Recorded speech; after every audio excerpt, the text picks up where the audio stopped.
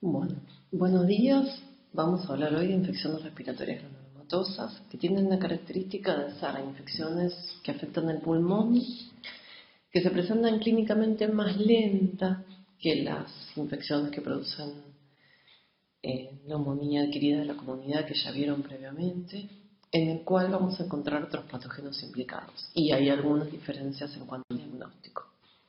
Por lo tanto, es importante en esta clase reconocer cuáles son esos agentes etiológicos, tanto bacterianos como fúngicos, que producen más frecuentemente estas infecciones.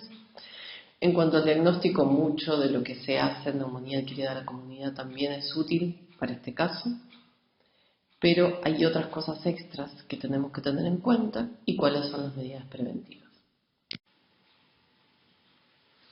La neumonía crónica tiene ciertas características. Por un lado, una evolución más lenta, en general se define como la presencia de síntomas respiratorios de 4 semanas o más. La mayoría tienen meses de evolución. Las características clínicas de estos pacientes es que además de la afectación respiratoria, además de la tos, puede ser con o sin expectoración. Habitualmente la tos es muy característica que sea tos seca, aunque los pacientes pueden tener expectoración y puede ser expectoración con hilitos de sangre, expectoración hemoptoica, pueden tener hemoptisis en algunos casos clínicos. Lo característico es que el paciente tenga afectación de otros órganos y que se van a manifestar y que los tenemos que buscar en el examen físico. Es importante revisar la piel porque muchas veces estos pacientes tienen lesiones a nivel de la piel y eso nos facilita mucho el diagnóstico porque la piel es el órgano más expuesto y en general es mucho más fácil tomar una muestra y hacer diagnóstico de las enfermedades cuando tienen manifestaciones a nivel de la piel, pueden tener lesiones a nivel de la boca.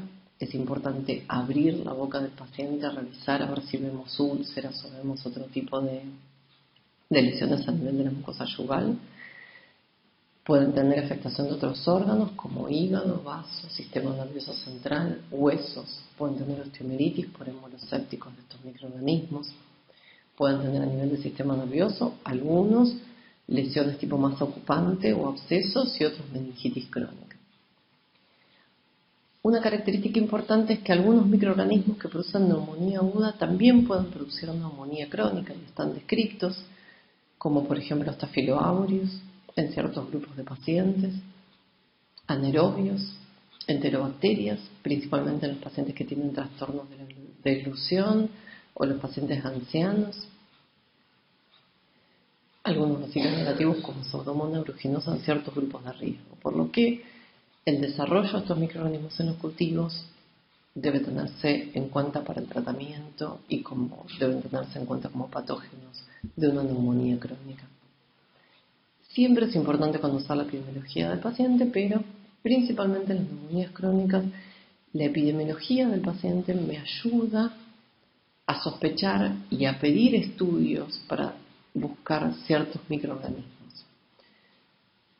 Hay muchos de los microorganismos que producen neumonía crónica que no tienen una distribución mundial, sino que tienen una distribución en ciertas áreas endémicas, y saber si el paciente nació en cierto lugar de la Argentina, cuánto tiempo vivió, en qué otros lugares de las provincias de Argentina ha vivido o en otros países del mundo, a dónde viajó recientemente, dónde vive actualmente, de qué trabaja. No es lo mismo que sea un trabajador rural, que vamos a sospechar que puede ser, por ejemplo, una micosis sistémica como una paracoccidioidomicosis o histoplasmosis, si es un trabajador de vialidad o si es un trabajador que trabaja en la construcción removiendo tierra en zona endémica de la precordillera, vamos a sospechar una coccidioidomicosis.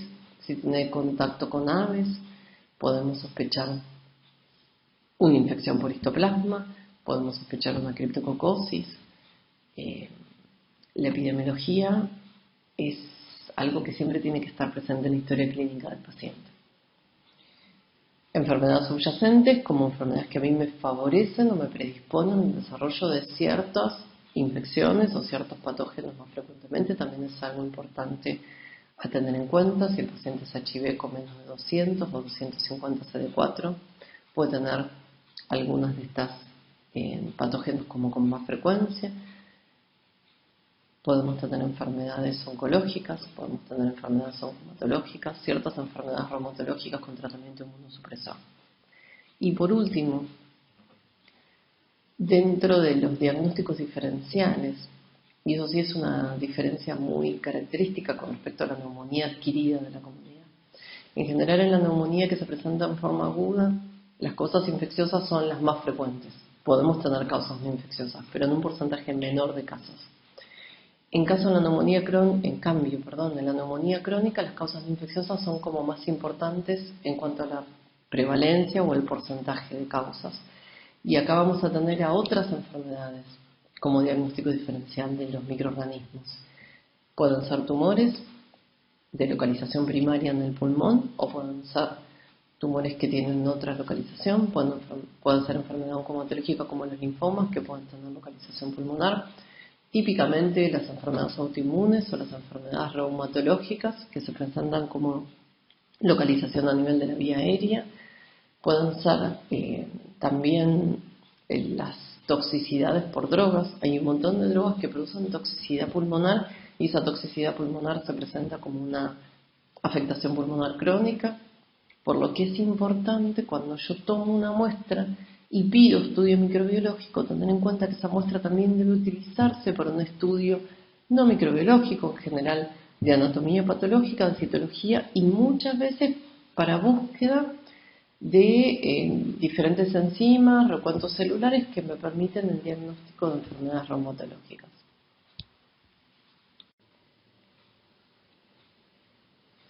En cuanto a los agentes etiológicos que producen neumonía crónica, en nuestro medio el más frecuente es Mycobacterium tuberculosis. Lo que se está viendo en los últimos años es que hay un aumento de las especies no tuberculosis de micobacterias y que se llaman micobacterias atípicas. Hace muchos años las micobacterias atípicas se veían en pacientes inmunocomprometidos y ahora se están viendo infecciones en inmunocompetentes por micobacterias atípicas. Por eso es importante el cultivo y la identificación de los cuadros respiratorios, principalmente porque el tratamiento que se utiliza para la tuberculosis muchas veces para estas micobacterias atípicas no es útil, ya que pueden ser resistentes a fármacos que Mycobacterium tuberculosis habitualmente es sensible.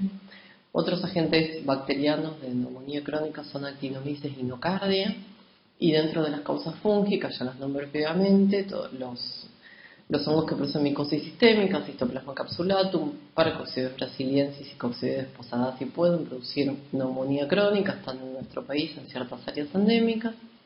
Hay que acordarse de Cryptococcus neoformans, que si bien producen más frecuentemente cuadros respiratorios y neurológicos en pacientes inmunocomprometidos, principalmente HIV o con otros factores de riesgo, puede afectar pacientes inmunocompetentes, principalmente infecciones por Cryptococcus gattii, y puede tener solamente una localización pulmonar y presentarse como una neumonía crónica.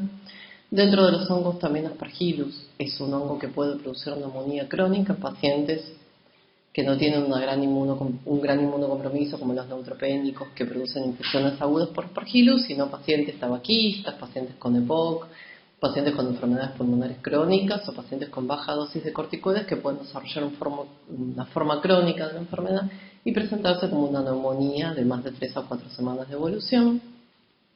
Hay otros dos hongos que son Penicillium barnefi y Blastomyces dermatitides que no son endémicos de nuestra región, pero sí uno los puede ver como enfermedades del viajero, por lo que hay que saber que Penicillium barnefi produce un cuadro muy parecido a la histoplasmosis y que se encuentra en la región de Asia, lo podemos ver en personas que vengan de viaje de esa zona, y Blastomyces dermatitides de la zona de América del Norte principalmente. Dentro de los agentes etiológicos que producen neumonía crónica hay que recordar a otras bacterias como Rhodococcus equi. Rhodococcus equi se ve muy frecuentemente en personas que tienen contacto con granjas, personas que tienen contacto con caballos. Se ve muy frecuentemente en pacientes inmunocomprometidos con bajo CD4. Es muy característico de pacientes HIV y produce una neumonía de evolución crónica necrotizante. pero lo podríamos agregar dentro del diagnóstico diferencial de neumonía crónica. En cuanto a la tuberculosis, el Mycobacterium tuberculosis complex está compuesto por Mycobacterium tuberculosis, bovis, africanum y BCG, en donde Mycobacterium tuberculosis es el agente etiológico más frecuente de la tuberculosis en nuestro medio. Es un bacilo ácido alcohol resistente de división lenta y el reservorio es el hombre. Una persona que tiene una enfermedad bacilífera elimina gran cantidad de bacilos en las gotitas de flujo a través del estornudo o la tos. Estas son muy pequeñas, pueden ir hasta 5 micrones y por vía respiratoria llegan al alvéolo y ahí se produce el desarrollo de la tuberculosis en la otra persona. O sea, el contacto y la transmisión es principalmente a través de las gotitas de flujo por vía respiratoria. Con respecto a las micobacterias atípicas, son microorganismos que son saprófitos, se encuentran en el medio ambiente. Muchas veces se los encuentran en los cultivos en pacientes asintomáticos, por eso se dice que pueden colonizar sin que el paciente presente patología y obviamente como se encuentran en el medio ambiente también pueden contaminar cultivos. Por lo que un solo cultivo de esputo positivo para el desarrollo de estas micobacterias atípicas no se considera significativo en un paciente que no presenta patología pulmonar compatible con una infección por micobacterias y en el que sí presenta lesiones pulmonares compatibles, necesito por lo menos, eso determinado por distintas sociedades científicas, necesito por lo menos 2 muestras de cultivo de esputo positivas para que sea significativo, o una muestra positiva de BAL con determinación por biopsia transbronquial de granulomas o de un SIN-Nielsen positivo. Con respecto a las micobacterias no Mycobacterium tuberculosis, que son las llamadas micobacterias atípicas, las podemos clasificar en el tiempo de crecimiento, si es crecimiento lento, si es crecimiento rápido, y esto lo vemos todos los días en el crecimiento en el laboratorio. Aquellas micobacterias de crecimiento rápido son las que crecen dentro de los primeros 7 días en las placas de agar sangre, de los cuales las más frecuentes son Mycobacterium fortuitum y Chelonae, mientras que las de crecimiento lento más o menos tardan entre 10, 14 o hasta 3 semanas en crecer, van a crecer más rápido en los medios líquidos y van a crecer más lento en los medios sólidos. Las más frecuentes son Mycobacterium avium, Mycobacterium intracelular y Mycobacterium kansasi. Mycobacterium marinum tiene un crecimiento intermedio y en general produce más afectación cutánea, mientras que kansasi, avium y intracelulares lo encontramos más en lesiones pulmonares. Estas micobacterias son micobacterias ambientales, se postula una vía de ingreso inhalatoria y también podía ingresar por vía digestiva, algunos postulan en algunos trabajos. Son micobacterias que se encuentran en el agua, en la tierra, en las plantas y algunas en contacto con los animales. Es raro encontrar el contacto epidemiológico del paciente por el cual adquirió la infección, salvo es muy frecuente encontrar infecciones por Mycobacterium marinum produciendo síndrome linfonodular en aquellos que tienen peceras en la casa o que tienen contacto con agua, en los que limpian aguas más estancadas. Y son patógenos que son de baja virulencia y en general se los ve más frecuentemente en pacientes inmunocomprometidos, aunque en los últimos años en el diagnóstico de tuberculosis pulmonar se estuvieron viendo como aislamiento en los laboratorios una mayor incidencia de rescates de micobacterias atípicas o Mycobacterium no tuberculosis causando formas pulmonares en pacientes inmunocompetentes.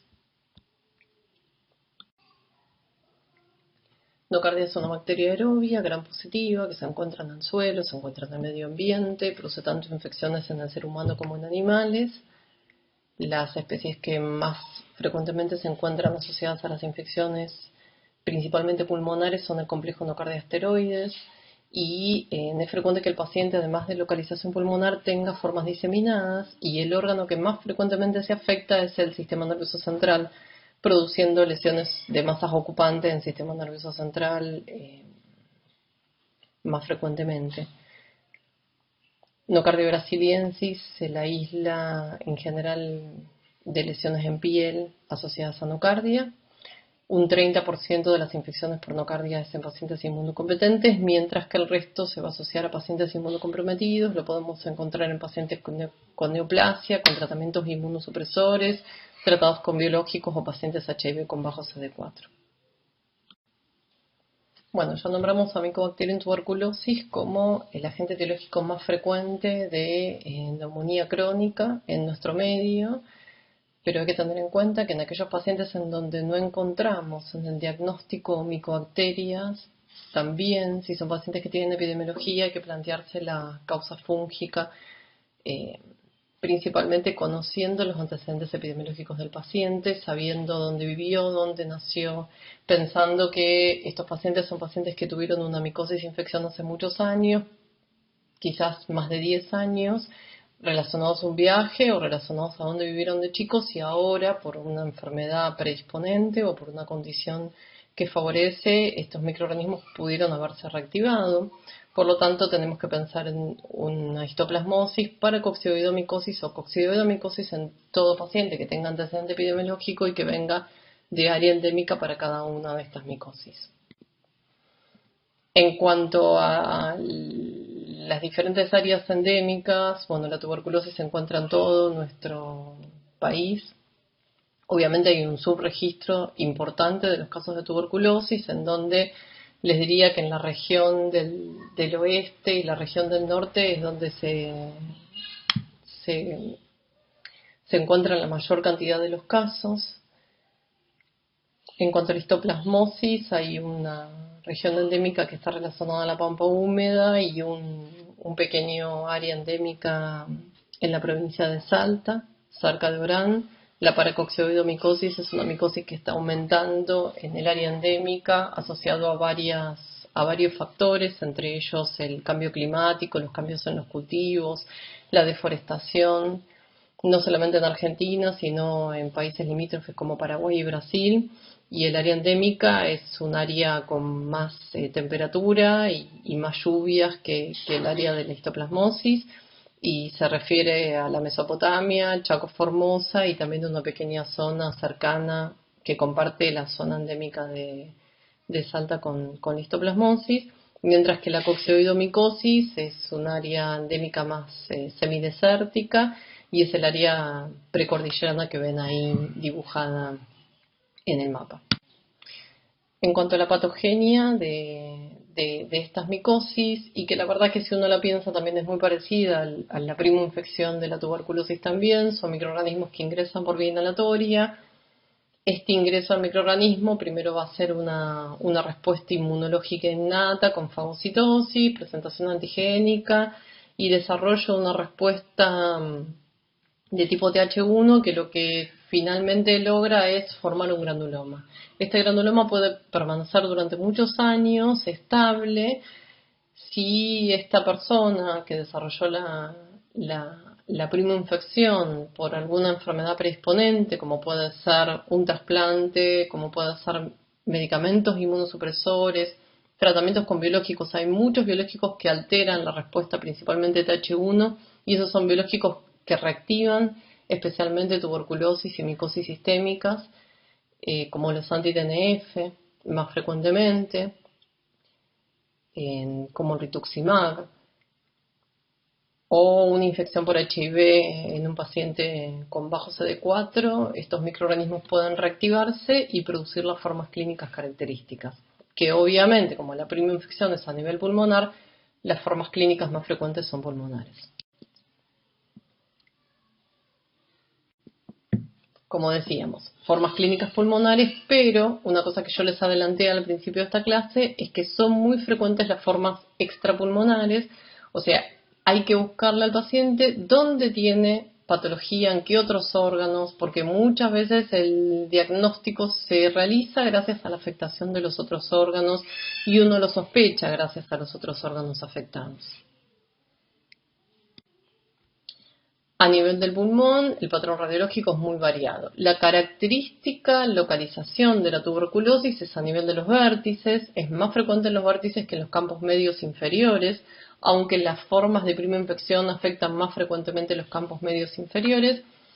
La forma de reactivación se localiza principalmente en los vértices pulmonares y la característica es que haya infiltrados con cavidades que se van formando, aunque a veces en pacientes principalmente inmunocomprometidos puede haber diseminación, de hecho no puede haber, hay diseminación hemática de estos microorganismos y desarrollo de pequeñas lesiones bilaterales que son nódulos muy chiquititos, menores a 1 milímetro, y por eso se los llaman patrón miliar. El patrón miliar es muy característico de la tuberculosis pulmonar en pacientes inmunocomprometidos, de la tuberculosis miliar, pero también se puede ver, por ejemplo, en los pacientes con histoplasmosis pulmonar que son inmunocomprometidos. También se ven lesiones miliares bilaterales que tienen una característica de distribución diferente con respecto a la tuberculosis, pero no nos permite diferenciar las técnicas por imágenes, ya sea radiografías o tomografías. Bueno, los órganos que pueden verse afectados son lesiones cutáneas, se pueden observar en la tuberculosis, en la histoplasmosis. El 60-70% de los pacientes HIV que presentan histoplasmosis diseminada tienen localización pulmonar y frecuentemente afectación cutánea. Los pacientes con coccidioidomicosis también pueden tener lesiones cutáneas asociadas. Ya nombramos las lesiones cutáneas asociadas a las infecciones por nocardia.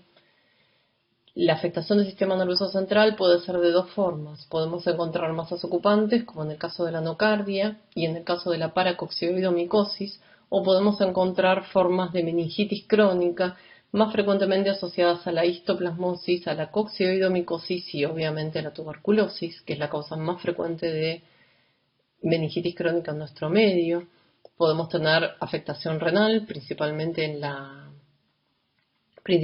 tuberculosis, la afectación de los ganglios y el escrofuloderma tuberculoso, que a veces se puede asociar a formas diseminadas o puede ser compromiso ganglionar solo en una tuberculosis, y la afectación de las glándulas suprarrenales, que se da tanto en la tuberculosis como en la histoplasmosis o en la paracoccidioidomicosis, y uno de los diagnósticos diferenciales de la afectación suprarrenal también son los tumores, porque hay muchas enfermedades neoplásicas que también afectan las suprarrenales.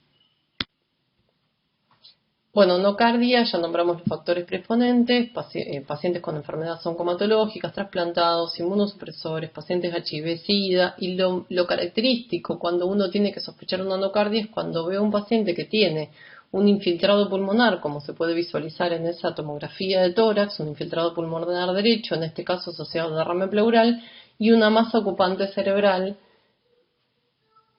que se manifiesta como una lesión de absceso con contraste en anillo. En cuanto al desarrollo de la histoplasmosis enfermedad, la forma pulmonar puede ser la forma pulmonar aguda, cuando uno está expuesto a una gran cantidad de conidios, o en pacientes que son inmunocomprometidos y que desarrollan una prima infección, no pueden formar un granuloma y esa prima infección termina desarrollando una neumonía aguda de la comunidad, que es muy difícil de diagnosticar en el momento. Una característica de la histoplasmosis es que esta forma pulmonar aguda se presenta en forma de brotes, entonces en general hay más de uno afectado cuando hubo más de una persona expuesta a esa gran cantidad de conidios, y eso puede ayudar a suponer el diagnóstico de una causa más rara que la neumonía adquirida de la comunidad común y corriente. Y la forma pulmonar crónica, que se refiere a esta reactivación de una histoplasmosis latente, que es más frecuente en el hombre que en la mujer, en general en personas mayores a 40, 50 años.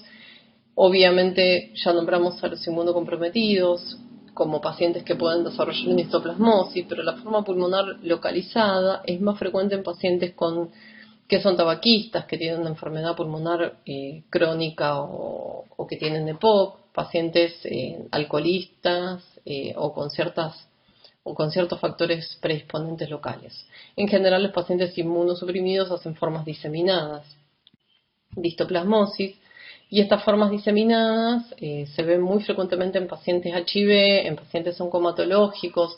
La incidencia es mucho menos frecuente, aproximadamente un 5% de los pacientes trasplantados o pacientes con quimioterapia pueden desarrollar una histoplasmosis. Podemos encontrar lesiones cutáneas que ya las nombramos, podemos encontrar lesiones a nivel de la boca, lesiones ulceradas en el paladar y lesiones a nivel de la mucosa nasal también, simulando una leishmaniasis. En cuanto a la paracoccidioidomicosis, lo que se ve en el último tiempo es un cambio en la aparición clínica de la paracoccidioidomicosis.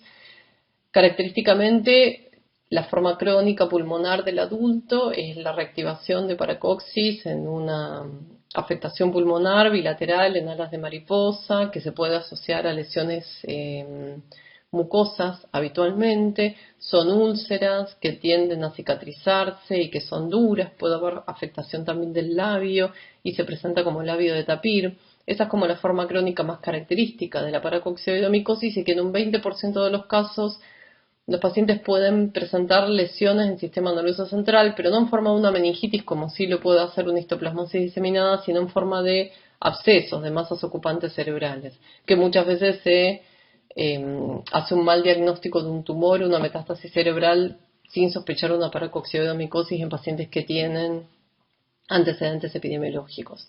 Y hay una forma diseminada, que es una forma más grave, que es la forma infanto-juvenil, que es más frecuente en chicos, en desnutridos, y que en general lo que produce es una forma diseminada con hepatosplenomegalia, que lo que se está viendo en el último tiempo, en esto que les decía, con el cambio climático, la deforestación y demás, es una mayor incidencia de formas más graves y de afectación más del sexo femenino, que no era tan característica de la paracoccidioidomicosis. Y muchas lesiones abscedadas en los ganglios y muchas lesiones cutáneas que no se veían tan frecuentemente.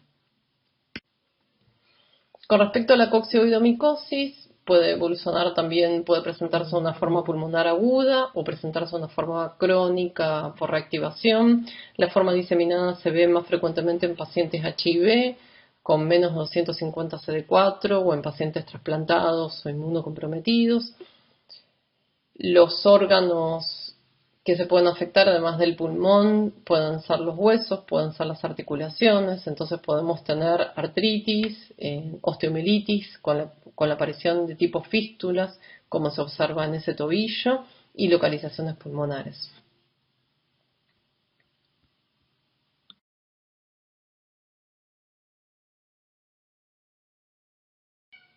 Con respecto al diagnóstico microbiológico, en estos pacientes vamos a tener también métodos directos y métodos indirectos, así como también lo podemos usar en las neumonías agudas. Los métodos indirectos nos van a servir principalmente la búsqueda de anticuerpos en las micosis sistémicas endémicas, es diagnóstico el encontrar anticuerpos positivos, ya sea para una histoplasmosis, para una paracoccidioidomicosis o para una coccidioidomicosis. Las intradermorreacciones las usamos buscando PPD para tuberculosis y las intradermorreacciones para micosis sistémicas tienen sus limitaciones, no hacen diagnóstico de enfermedad, sí nos están marcando que el paciente tuvo una prima infección.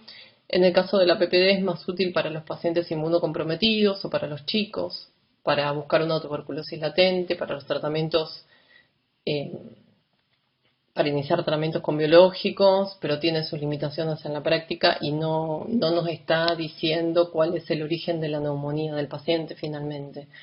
En cuanto a los métodos directos, es tomar las muestras del paciente, usar la microscopía, la técnica directa de la muestra y el cultivo de la muestra. En este caso es importante tener en cuenta que los cultivos son cultivos que van a tardar mucho tiempo. Estuvimos hablando, por ejemplo, de 15 días para poder tener una obtención de una muestra de enocardia habitualmente.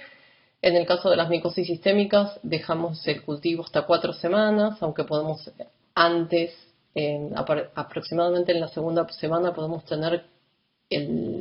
empezar a obtener desarrollo de estos hongos, a veces tardan más. Y en el caso de Mycobacterium tuberculosis también, la mayoría de las micobacterias atípicas que producen afectación pulmonar son de crecimiento lento y nombramos 2 o 3 semanas como para empezar a tener un desarrollo en los cultivos. Por lo que la microscopía es un elemento fundamental para la sospecha diagnóstica y empezar un tratamiento empírico al paciente rápido y no tener que esperar entre 2 a 4 semanas para poder poner un tratamiento. Bueno, en cuanto a las muestras que vamos a utilizar en el diagnóstico, las más frecuentes son las muestras respiratorias, obviamente. Si el paciente tiene expectoración, el esputo seriado se usa siempre para descartar o para buscar una tuberculosis, que es hacer una muestra de esputo en 3 días consecutivos. Esta muestra tiene la característica que debe ser la primera de la mañana, debe ser una muestra significativa, debe ser con previo lavado y limpieza de la boca, con las mismas características del esputo previamente, y con las 3 muestras de esputo logramos una sensibilidad de aproximadamente un 75-80% en algunos de los casos, mientras que con una sola muestra de esputo la sensibilidad para el diagnóstico de tuberculosis no llega al 30%.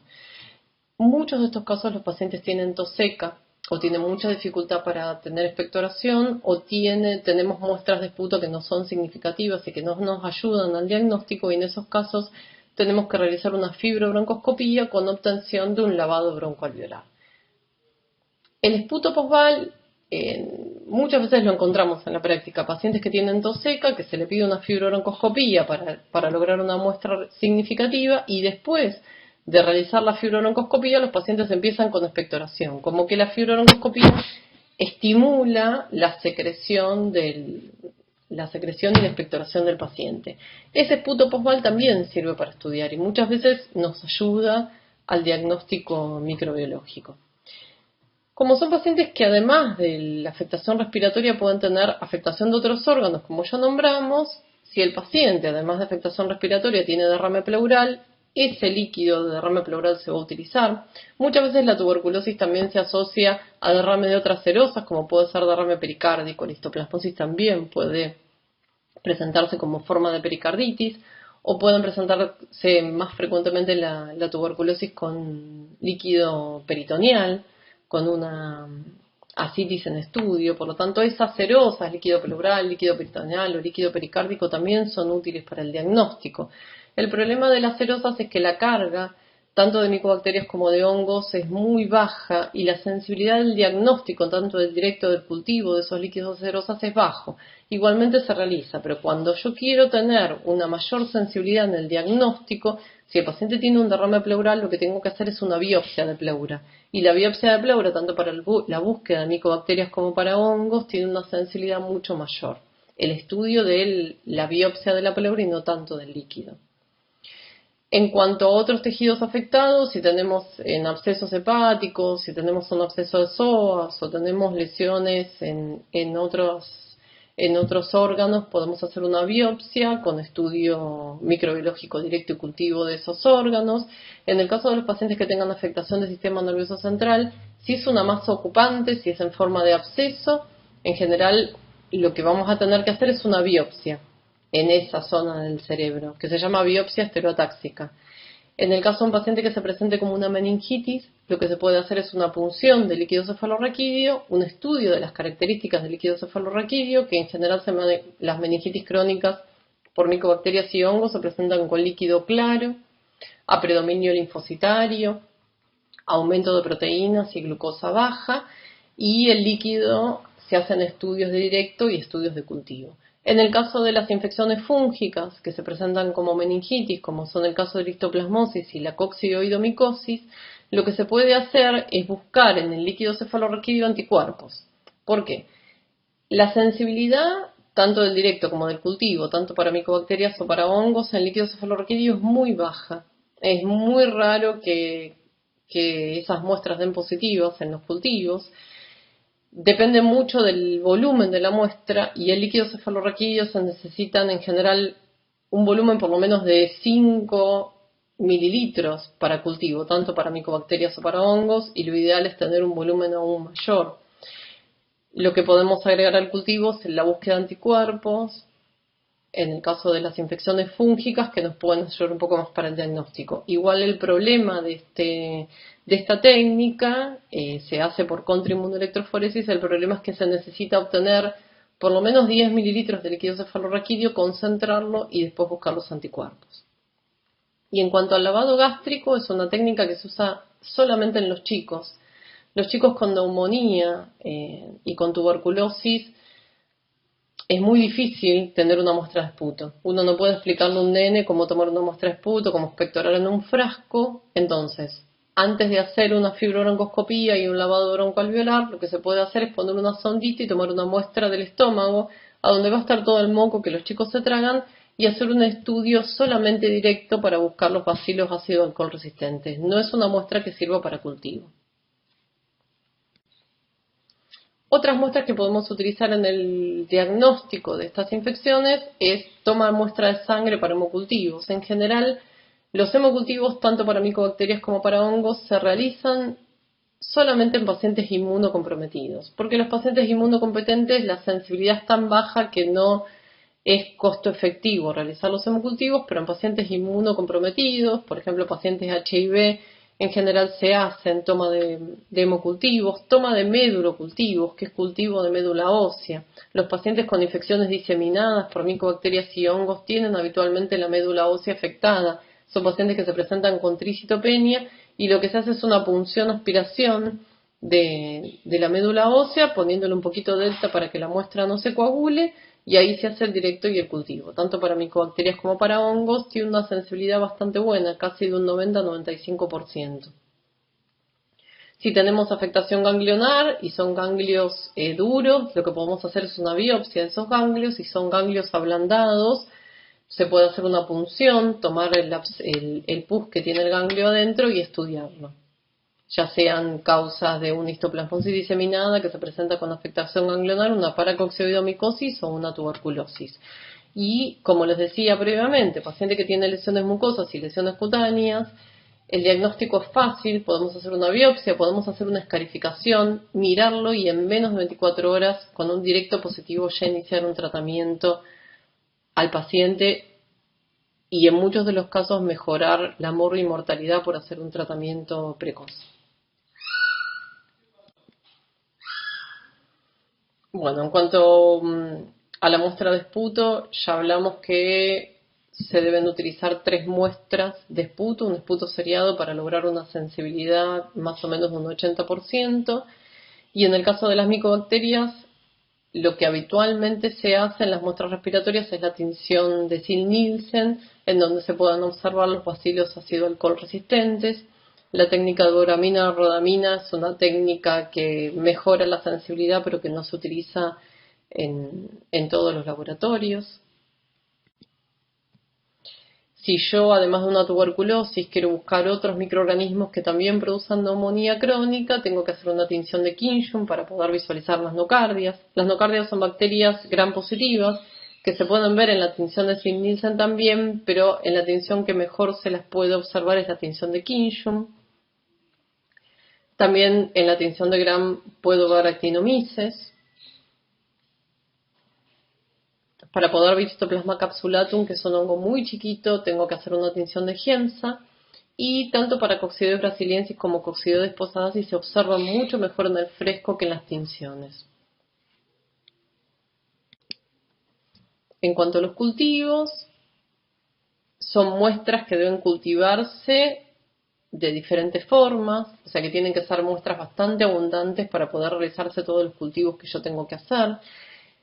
Por lo que voy a hacer para cultivo para micobacterias, en general el Lowenstein-Jensen es el cultivo que más se utiliza.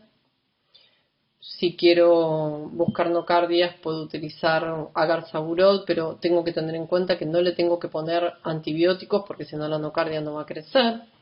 Los medios para poder obtener desarrollo de actinomyces, que deben ser medios especiales para crecimiento de anaerobios, y para el desarrollo de hongos, medio de Saburot o medio de BHI, pero siempre poniendo el antibióticos, porque si tengo desarrollo de bacterias que forman parte de la flora normal de la vía aérea alta, no voy a obtener desarrollo de ninguno de los hongos que producen neumonía crónica. Acuérdense que estos son todos hongos dimórficos y hay que hacer el cultivo a 28 y a 37 grados.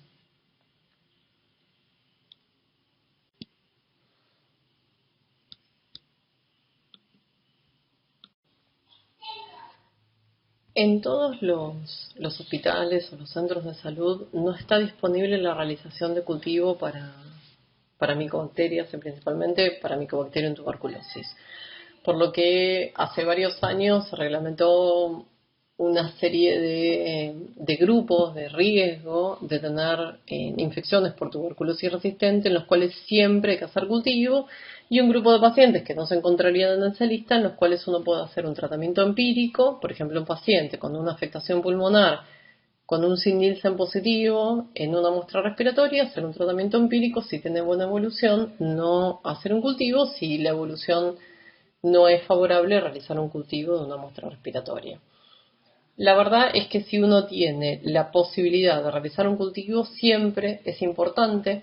Y una cosa que se está planteando en el último tiempo es esto, de que no todos son los aislamientos de muestras de puto son Mycobacterium tuberculosis sean inmunocompetentes, y las micobacterias atípicas tienen distintos patrones de sensibilidad. Si el paciente es un paciente inmunocomprometido, si el paciente tiene antecedentes de haber sido tratado para una tuberculosis previa y se supone que pueda tener una recaída, o si tomó mal el tratamiento antifímico previamente, con posibilidades de haber hecho una resistencia a estos fármacos. Si el paciente es una tuberculosis inicial, pero tuvo contacto con personas con tuberculosis resistente, estuvo en algún hospital en donde hubo brotes de tuberculosis resistente, o viene de zonas de ciertos países que la tasa de tuberculosis multiresistente es alta, como Perú, Ecuador, ciertas zonas de África o Europa del Este, en esos pacientes siempre hacer cultivo de esputo. Son pacientes que se les manda el cultivo, como el cultivo tarda entre 1 o 2 meses, se les da un tratamiento empírico, pero quizás, dependiendo del resultado del cultivo, ese tratamiento tenga que ser cambiado.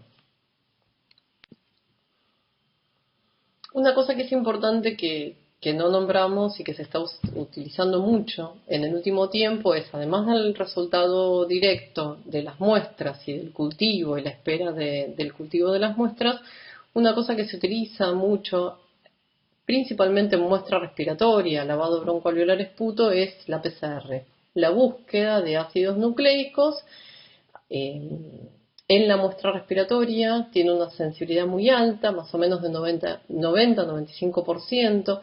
La búsqueda de PCR para micobacterias en otras muestras, la sensibilidad es más baja. Hay estudios que muestran una sensibilidad aproximadamente un 50%, también depende mucho del volumen de la muestra, cuando son muestras de cerosas o líquidos cefalorraquídeos, pero muestras respiratorias la sensibilidad es muy alta y se realiza una técnica de PCR real time que es el GeneXpert, que además es para Mycobacterium tuberculosis, no para micobacterias atípicas, pero además de poder hacer un diagnóstico rápido de una tuberculosis, también detecta genes de resistencia tanto para isoniazida como para rifampicina. A veces los genes de resistencia aparecen en la PCR y no se manifiestan fenotípicamente después en el estudio de la muestra de la micobacteria en el laboratorio. En cuanto a las micosis sistémicas, el cultivo se hace tanto a 28,37 grados, esto ya lo nombré, en medio de agar-saburó, VHI, y lo que voy a lograr es el aislamiento de las dos fases. La fase parasitaria, en el caso de Histoplasma capsulatum y Paracoccidioides brasiliensis, va a ser una fase levaduriforme, mientras que la fase saprofítica va a crecer a 28 grados, y en el caso de Coccidioides posadaci, a las dos temperaturas crece la forma filamentosa con Clamidia artroconidios. Es importante que recuerden la búsqueda de anticuerpos en las micosis sistémicas endémicas. Es fácil sacarle sangre al paciente, ponerlo en un tubito seco y pedir serología. Obviamente vamos a pedir serología dependiendo del antecedente epidemiológico que tenga el paciente. Si vivió en zona endémica de coccidioides, si tiene una neumonía crónica, podemos pedir una serología para Coccidioides posadaci, o si vivió en la zona de Misiones, vamos a pedir serología para coccidioidomicosis, o puede ser también si vivió en zona endémica de histoplasmosis. La serología positiva en las micosis sistémicas sirve para diagnóstico de certeza de la micosis respectiva y también es útil para seguimiento de la enfermedad. Lo que se va haciendo con estos pacientes es iniciar tratamiento antifúngico. Muchas veces estas micosis tardan mucho en mejorar. Muchas veces los pacientes, por distintas causas que tienen que ver con la reacción inmunológica del paciente, en pacientes inmunocomprometidos, por la misma evolución de la enfermedad, pueden evolucionar desfavorablemente o requerir cambios en el tratamiento, y lo que se va haciendo es titulación de anticuerpos cada 2 meses para ver cómo va evolucionando la curva. Si la curva de anticuerpos va disminuyendo, quiere decir que el paciente tiene buena evolución. Si la curva de anticuerpos va aumentando, quiere decir que el paciente tiene mala evolución. Bueno, lo de la intradermoreacción ya lo nombramos, cómo se hace la intradermoreacción. Una vez que se hace, se lee entre las 48 y 72 horas, negativo menos de 10 milímetros, positivo 10 o más. En pacientes inmunocomprometidos, el límite que se toma de positivo es mayor a 5 milímetros. Es importante en una intradermoreacción que la positividad se interprete por la visualización, o sea, debe verse un eritema y también debe palparse un nódulo en la zona de realizada la intradermoreacción.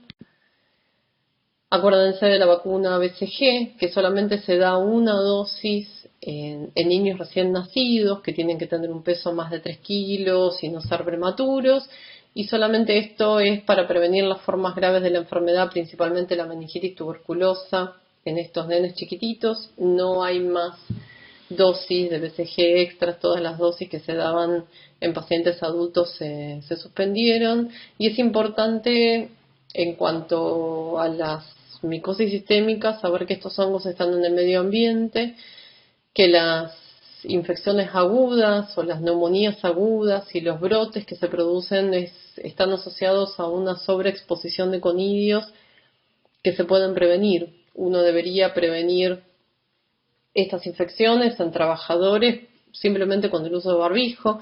A veces hay que tener en cuenta también que cuando uno está paseando puede meterse en una caverna que hay murciélagos, y cuando uno pasea tampoco hace mucha prevención con barbijos.